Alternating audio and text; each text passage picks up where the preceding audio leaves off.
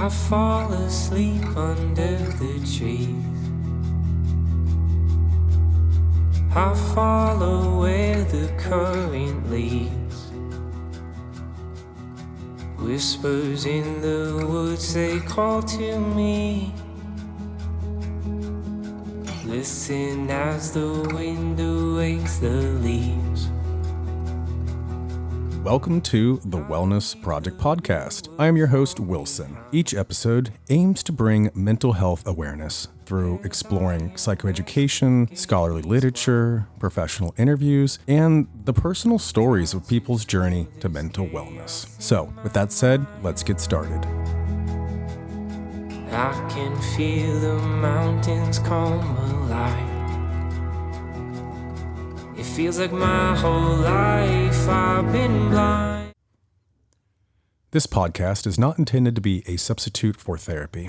If you are experiencing mental distress, please seek professional help. So you are a professor. How long have you been one? For the past 5 years, I've been an assistant professor, and just recently I was awarded tenure and promotion to associate professor, so I'll be starting that soon. Do you like it? Absolutely. What's your favorite part? Working one-on-one with college students. Yeah. They're brilliant students, and they're so motivated, and they want to do well, and they want to learn. Mm-hmm. And just the one-on-one relationship mentoring building is my favorite part of being a faculty member. Right. When working with emerging adults and older adults, I imagine, or is it all the... I only work with graduate students, okay. So they're all adults. Gotcha. And they all have an undergraduate degree. So part of my job is to get them to apply the content to what they're doing in their roles at a college or university. Mm-hmm. My specialty is higher education administration. Yeah, like I've always been fascinated with the idea of like your undergrad, you kind of learn the content, learn how to read scholarly writing and to get comfortable with being, in a higher education. But then at a master's level, it's more critical thinking. It's how can you apply the scholarly writing to find your own scholarly voice? Absolutely. That's totally true. At the undergraduate level is you're learning how to learn. Yeah. Basically. But when you get to the master's level, that's the professional level. That's where you apply the content to help it make sense to you so it sticks, so you become a better professional. Yeah, like there's been like many papers that I've written at a master's level where they were like, this is just too wordy. Like sum it up, Like the assignment will say 5 to 7 pages. If you can do it in 4, great. Like they may give you an A because you can wrap your head around the content and spin it in your own scholarly voice versus just rambling on and on and on and on and on. Yeah, that rambling writing it's you could tell that they're not defined writers yet or well-seasoned writers yet, because those who can write well tend to write more parsimoniously or more succinctly. Yeah. Put that mic up just a little bit closer to you, if you don't mind. Okay, how's that? That's much better. All right, yeah. It was too far then. Yeah, you're right in the green now on the soundboard here. Okay.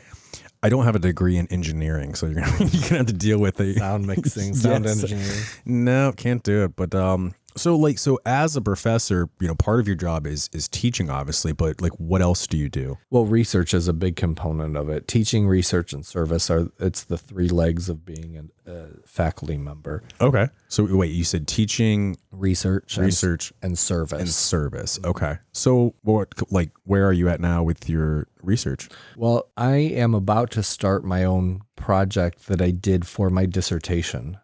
And it's building on some of the research that I did last year. I wrote an article recognizing and supporting queer students from rural areas, where it talks about how we can better support students who grew up in a rural area who identify as queer. And I'm using queer to be inclusive in my writing. This is LGBTQ, lesbian, gay, bisexual, transgender, and queer people who identify as queer. Yeah. And this is an umbrella term. And it used to be a derogatory term, but people in the LGBTQ community said, we're going to reclaim this and use this not to mean derogatory, but to mean inclusivity. And that's why I'm using the term queer, and you'll see a lot of it in writing. It's not it hasn't made its way yet to general language, to everyday language, but we're pushing it in that way by starting it in academic language. And hopefully it will spread out into be a more inclusive term where it once was a derogatory term. Yeah, yeah, no, definitely. And that's so fascinating to think about, the idea of being gay in a rural area. That's most of the country you would consider to be more rural, and yet there's still so much unknown about it. Well, we're just starting to get into this idea of thinking about location-based and how that affects your identity. So people have all different kinds of identities. There's their race, their gender, their ability status, their nationality, their sexual orientation. But we're thinking about now in the research of higher ed as location as an identity. And this idea of urban, rural, and suburban. So where people grew up and how that influences the way that they perceive themselves and the world. Yeah, no, definitely. You could definitely see that too. But my research looked at specifically queer students from rural areas and how we might be able to support them. Some of the research that I found that was available were that people in rural areas are more likely to hold conservative opinions about gender and sexuality. So that presents a challenge just by the nature of the environment. Yeah. And also being queer in a rural area, it increases your visibility because there aren't as many. There are also fewer resources. That's what I was going to get to. For queer students, and there's less social support. Yeah. So that risk factor for suicide is greater. I don't know that. I can't say that, but definitely there are some issues that queer students from rural areas have to deal with that those who are from urban areas don't. Yeah. So how do they survive? How do they live in rural areas and also identify as queer? And what we found were that they focus more on commonalities than on differences. And it's almost like a coping kind of skill where it's better for them to focus on what they have in common with the people that in their environment than focus on the difference and creating more of a divide. So you're saying that there's more of like a blend between heterosexual and homosexuals in rural areas than there are in more urban? Yeah. Yeah. That's a good way to put it, is that they tend to blend well because your context that you're in, your environment that you're in, that shapes whether or not it's going to be a safe environment. Sure. And like I don't mean to laugh, but I feel a little uncomfortable sharing this story, but I'll see if I can tell it in a way that protects people. But I was at this bar once, and it was in a very, very, very rural area, like just fields and fields and, very, very rural, known to be rural. And I walk into this bar, and at the bar is this giant 300-pound biker guy, tattooed up head to toe, extremely heterosexual. And he's sitting at a bar with a transgender woman in full dress, and they both were drinking Busch Light beer, engaged in a beautiful conversation, it looked like, from an outsider. And I was mesmerized. Like, I sat and watched them, and it was the most beautiful thing I had ever seen. It was so fascinating because there were no head turns, like this transgender woman felt so comfortable, and nobody treated her differently. And it was just, God, like it's great to live in 2022 and to sort of see that coming out. I feel like that's absolutely wonderful to see. It's not everybody's experience. Of course. Well, that's why, like, for me, being an outsider and just, being the sort of therapist I am and just, observing it, I thought, like, I will never forget this moment because, like, I need to hold on to this to realize that humanity can grow and develop empathy and we can be there for one another. But it was just such a beautiful moment. Yeah, typically you don't think of that type of moment in a rural community. Right. Yeah. But surprisingly, there's no difference in the prevalence of queer identities based on location. So roughly about 10% of people in rural areas and 10% of people in suburban and urban areas identify as queer. So they're coming out at the same rates. Yeah. People in rural areas aren't necessarily remaining more closeted simply because they're in a rural area. Yeah. Now, when you were talking about comparisons, like explain that a little bit more to me. Meaning like people in rural areas tend to lean more on comparisons, you were saying? No, I was comparing like the coming out rates, the prevalence okay. rates, and it's about 10% rural, suburban, and urban areas. Right, but because there's less of a gay community in a rural area, they tend to lean more on just common interests outside of sexual orientation with their community. Does that make sense? Sure. Yeah. Okay. It's how they're trying to gain acceptance. By sharing their commonalities. Yeah. So focusing more on that. So if you were gay living in a rural area and you like to golf and shoot guns, you would use that as a bridge to your community to connect with other people, whether they were straight or gay. Right. Yeah. Okay. Yep. Wow. And it helps them gain acceptance. Yeah. No, definitely. So rural areas, they're not monolithically homophobic, but they're definitely more conservative than urban or suburban areas. Yeah. People in rural communities don't have that type of opportunity. So they find commonalities that they have with other people. And sure, that can be groups, but also people in rural communities use the internet to find social groups as well. Because there aren't as many opportunities in rural communities. Yeah, that's interesting. Yeah, it is. Almost all of these folks went through school, and school, not higher education, but P-12 education, pre-K to grade 12. And schools are a central component to rural communities. Yeah.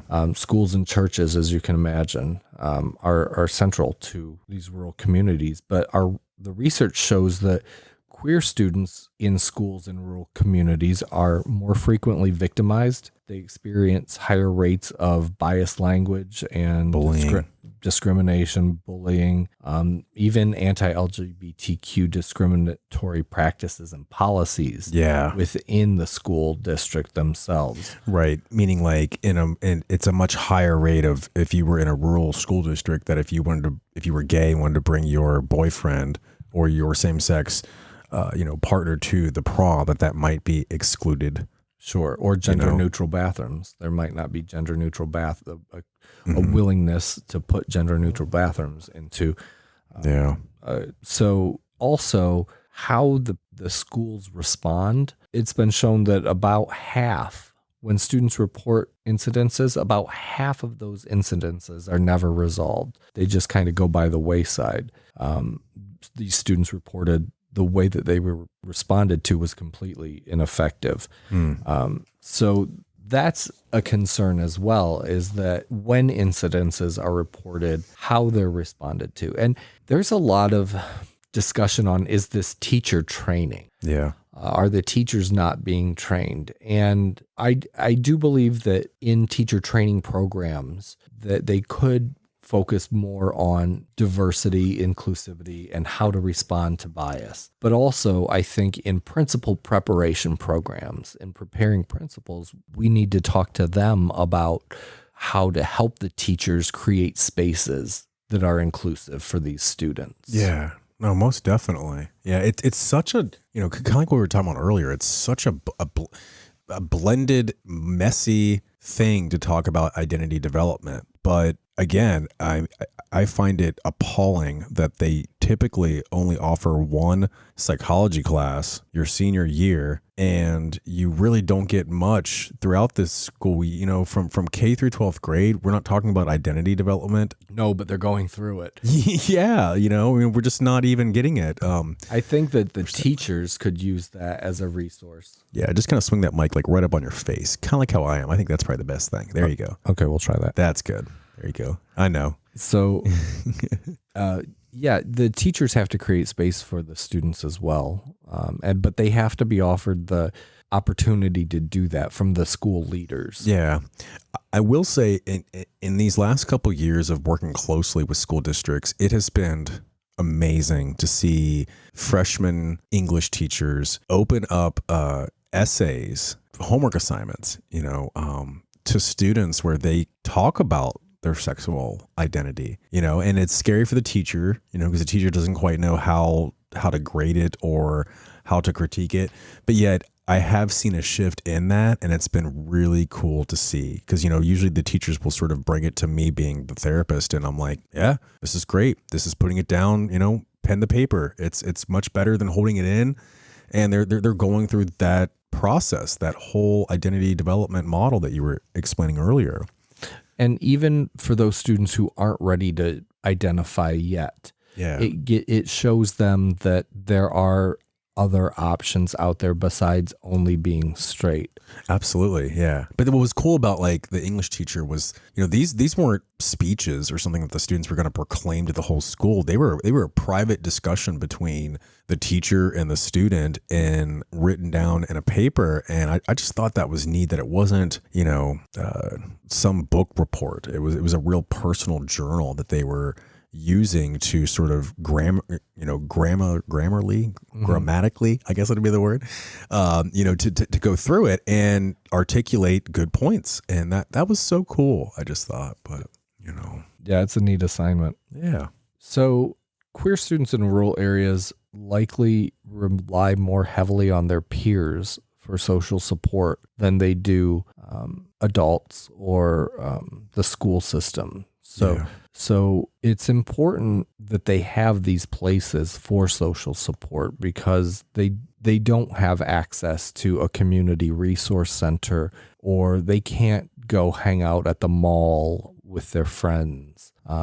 So creating these spaces, particularly GSAs, gay straight alliances, those are ways that students can connect with each other in meaningful ways to talk about and to support each other with their identity development, because it's a marginalized identity development. And I don't like the idea of expecting students to support themselves, students who are marginalized to have to support themselves. I think that we should create these spaces for their support.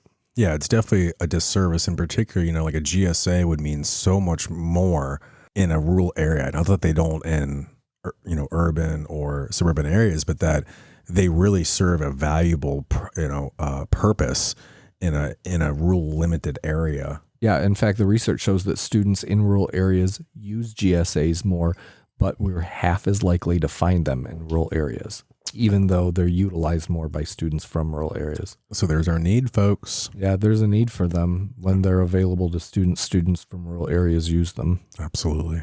But there's other online support organizations like the Gay, Lesbian, and Straight Education Network, or Campus Pride, or the Trevor Project.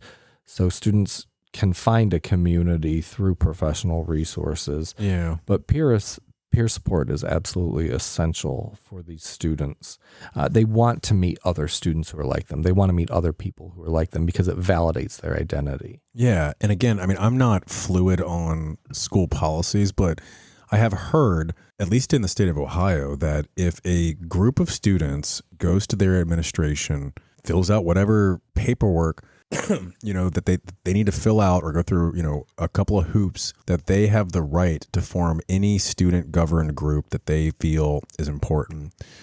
It does make you vulnerable. It does put you out there. But let me just say that there is a pathway to have a GSA in your school. And it particularly is a lot easier or made available if it's student led. So if there are a group of students that want to go and do this, they may not tell you this, but let me tell you from my experience, you can do that.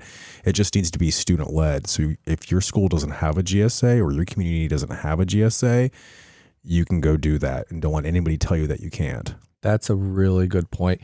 I don't know how it is in the public schools, but at colleges and universities, as long as there are 4 people who are interested, they can start an organization, and it really is from the students. So if there are students who are interested in starting a GSA, talk to people. You might have to get an advisor too. So find somebody on the faculty who could be your advisor and help you navigate with the principal how to start this organization. Yeah. And it sounds like a big chore, you know, or really stepping out of your comfort zone, but you could be helping someone else, you know, or at least helping the generation after you to have those resources that maybe you didn't have. And that's really what it takes. And you're creating a visible culture within your school to show that your school gets it, that your school is progressive and supportive. And and I think that more people are supportive than aren't. yes, Education is a very supportive, nurturing environment. it's supposed to be. Yeah. So I think once it's scary to get started, but once it gets started, I think people find that there's a lot of support for it. Love it. Well, let's end on that, buddy. All right. All right. I used to spend my days waiting for the shoe to drop. I would compare myself to everything I'm not. I'm learning lessons from every battle that I fought. Thank you for listening to the Wellness Project podcast. We appreciate your support. Our goal is to spread the message of mental wellness awareness. You know how this digital world works, right? So please feel free to share our content with your social network. If you would like to be a guest on the podcast, you can email me at thewellnessprojectllc@gmail.com. Again, that's thewellnessprojectllc@gmail.com. I'm looking on the brighter side.